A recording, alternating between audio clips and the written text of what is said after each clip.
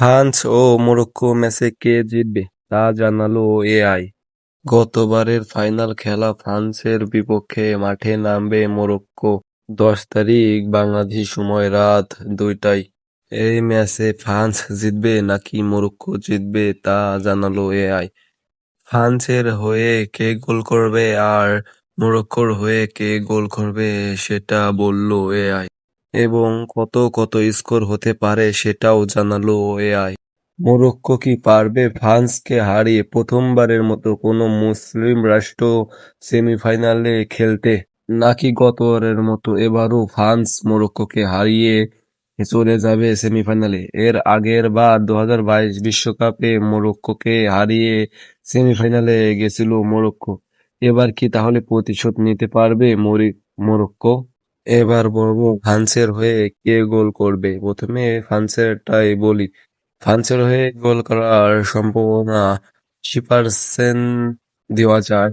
80% সম্ভাবনা এবার এমবাপ্পে একটা গোল করবে, আর ওসমান ডেম্বেলে একটা গোল করতেও পারে নাও পারে, আর সম্ভাবনা খুবই কম, মাত্র 5% দিছে এআই।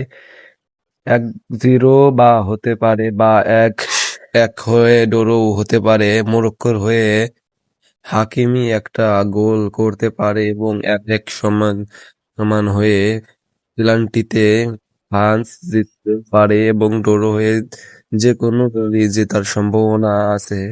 তবে এবার যদি মরক্কো ফ্রান্সকে হারাতে পারে, একটা ইতিহাস তৈরি হবে, যেখানে প্রথমবারের মতো কোনো মুসলিম রাষ্ট্র সেমিফাইনাল খেলবে।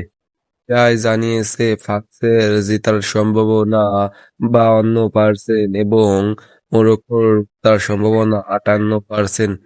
তার মানে একটু কম বেশি।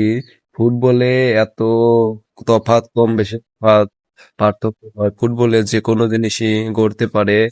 তবে ফ্রান্সের অভিজ্ঞতা বেশি, তবে অভিজ্ঞতা দিয়েই ম্যাচ জেতা যায় না।